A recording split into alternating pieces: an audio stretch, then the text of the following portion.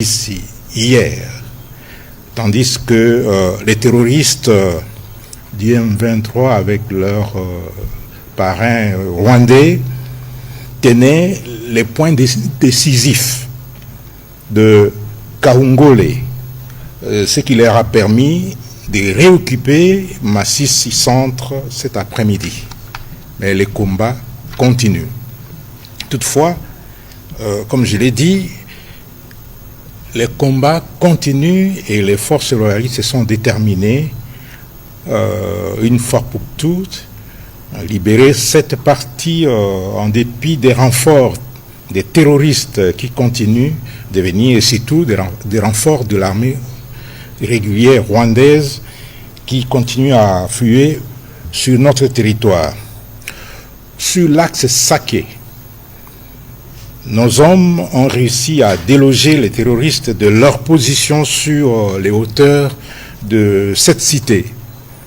Et ce qui était là, c'était des forces spéciales rwandaises.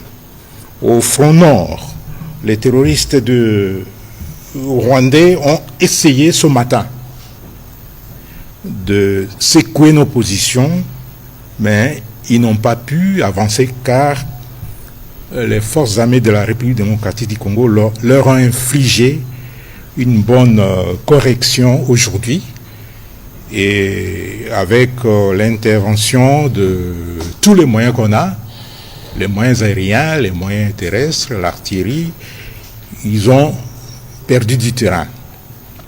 Partout, l'ennemi a connu d'importantes pertes en hommes et en matériel. De toutes les façons, nous rassurons. Les images sont un peu choquantes, on va demander de les fuiter. Ceux qui nous suivent à la maison, ils pourront regarder les images des terroristes morts. Le matériel, les roquettes, les bombes qu'on a récupérées. Et puis d'autres images sont choquantes. On ne saurait pas, si on ne les a pas floutées, on ne pourra pas les diffuser. Je disais que de toutes les façons, nous rassurons le peuple congolais de la détermination sans faille des forces armées de la République à mettre un terme à cette agression qui a trop duré. Elle a trop duré 30 ans, c'est beaucoup et ça suffit. Notre souci et notre détermination sont de récupérer l'ensemble du territoire sous occupation des terroristes du M23 et surtout de leur mettre à penser, de libérer nos populations meurtries et de chasser de notre territoire les terroristes de l'armée rwandaise qui violent nos mères et nos sœurs, qui tuent et massacrent nos populations et qui volent et pillent nos ressources. Chaque portion du territoire national qui est occupée, on pourra avoir l'occasion de revenir sur les détails lorsque nous répondrons à vos questions. Madame la ministre d'État, évidemment, vous secondez le président de la République dans le front diplomatique. Et du point de vue du front diplomatique, bien avant d'ailleurs que vous ne puissiez dire quelques mots sur les rapports du Conseil de sécurité, mais nous avons noté l'isolement continu du Rwanda. Jusqu'à tout à l'heure, nous avons vu encore une déclaration de leur allié plus ou moins fidèle, la Grande-Bretagne. Qu'est-ce que vous pouvez nous en dire sur toutes les déclarations que vous avez pu enregistrer des condamnations des aventures rwandaises dans l'Est de la RDC? Merci beaucoup, Monsieur le Ministre, et je saisis aussi l'occasion de souhaiter les meilleurs vœux à tous les collègues de la presse. En effet, je pense qu'on peut même retracer cela au mois de décembre, après le rendez-vous manqué, ou plutôt boycotté par le Rwanda du 15 décembre.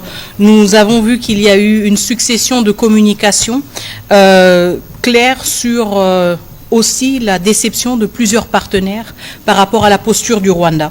À commencer par le 20 décembre, quand le nouveau mandat de la MONUSCO a été renouvelé. Il était très important de voir que dans le cadre de cette réunion du Conseil de sécurité, les États-Unis d'Amérique, mais aussi le Royaume-Uni, se sont prononcés contre l'ingérence du Rwanda, contre la présence des troupes du Rwanda et l'ont fustigé de manière très publique à travers des explications de leur vote sur la résolution prolongeant le mandat de la MONUSCO. Il est important de noter aussi que depuis 3 ans de guerre, c'est la première fois que le Royaume-Uni a explicitement nommé le Rwanda dans le cadre du conflit qui sévit à l'est de la République démocratique du Congo. Je ne pense pas qu'il faut sous-estimer ou diminuer l'importance de ce signal fort politique et diplomatique à l'encontre d'un ancien ou d'un allié ou partenaire privilégié du Royaume-Uni, le Rwanda. Et comme vous l'avez évoqué, chers collègues, en effet, depuis le 5 janvier et surtout depuis la recrudescence de violences dans le territoire de Masisi et les violations continues du cessez-le-feu, nous avons aussi vu un bon nombre de déclarations, à commencer par les États-Unis d'Amérique, mais aussi l'Union européenne, la France, le Bureau de l'envoyé spécial des Nations Unies pour la région des Grands Lacs, la MONUSCO et, comme vous l'avez évoqué, aujourd'hui aussi le Royaume-Uni. Je pense que tout cela montre à quel point le Rwanda s'est isolé lui-même. L'Angola, merci. L'Angola. Angola aussi en particulier très important parce que c'est le facilitateur du processus même de Luanda et c'est la première fois que l'Angola s'est prononcé sur la situation à l'est de la République démocratique du Congo. Donc on voit aussi que ce pays est sorti d'un silence qu'il s'était imposé aussi dans le cadre de son rôle de facilitateur et je pense que cela signifie aussi ou symbolise aussi qu'il y a une préoccupation grandissante par rapport à la posture du Rwanda qui s'est retiré du processus de Luanda et qui a, à travers ses choix et surtout à travers le choix des armes, montré qu'il n'était pas intéressé à une paix durable dans la région des Grands Lacs. Et donc, en effet, nous voyons une succession de déclarations qui condamnent la recrudescence de violence et qui condamnent aussi le Rwanda pour sa présence et son activisme dans le territoire, sur le territoire souverain de la République démocratique du Congo.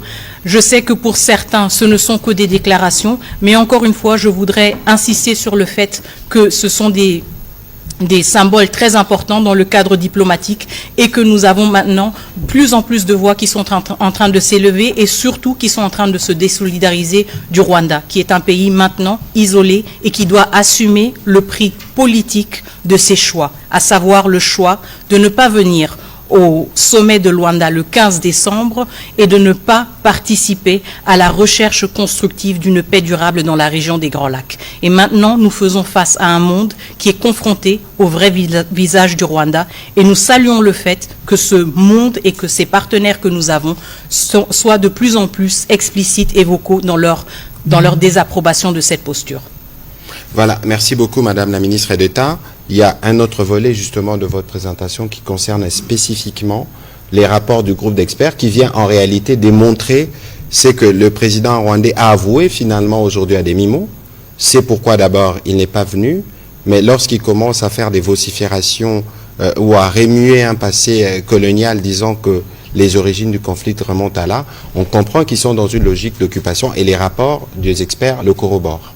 Tout à fait. Je pense en effet que ce n'est pas une très bonne semaine pour le Rwanda aujourd'hui. Civils congolais et congolaises à fuir leur lieu de résidence, à libérer des parties entières de territoire et c'est aussi une campagne qui cible justement l'exploitation illégale et illicite de nos ressources naturelles.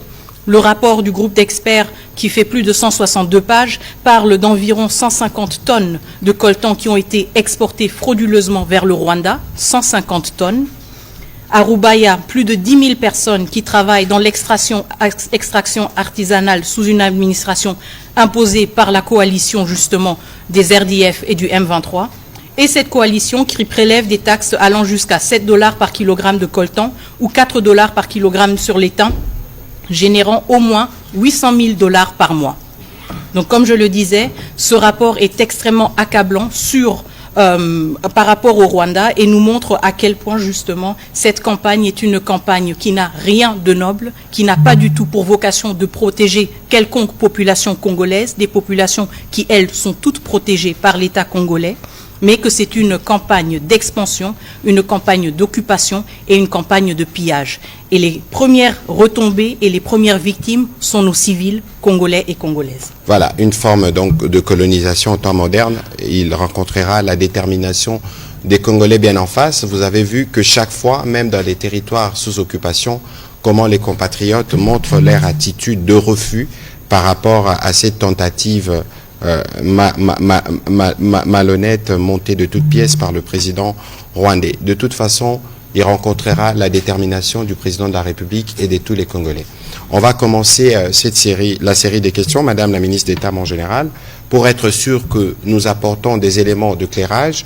En tout cas, sur les 160 pages du rapport dont Madame la ministre d'État a parlé, il serait souhaitable que le professionnel des médias s'en saisisse pour que nous puissions voir dans les détails comment procèdent ces pays agresseurs et pilleurs en même temps.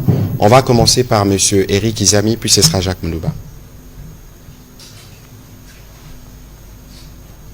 Merci, Excellence, de la parole. Je crois que humblement, je peux user de la réciprocité au nom de mes collègues journalistes pour parler de vœux que vous aviez formulés chacun tout à l'heure. Nous avons ici en face de nous Madame la ministre qui est sur le front diplomatique, vous-même sur le front communicationnel, et puis mon général sur l'armée. Alors, aujourd'hui, les groupes d'experts des Nations Unies venaient de publier un rapport qui met en relief l'ingérence continue, mais aussi systématique, des affaires intérieures qui concernent la République démocratique du Congo. Alors, qu'en pense Kinshasa et comment renverser cette tendance pour que nous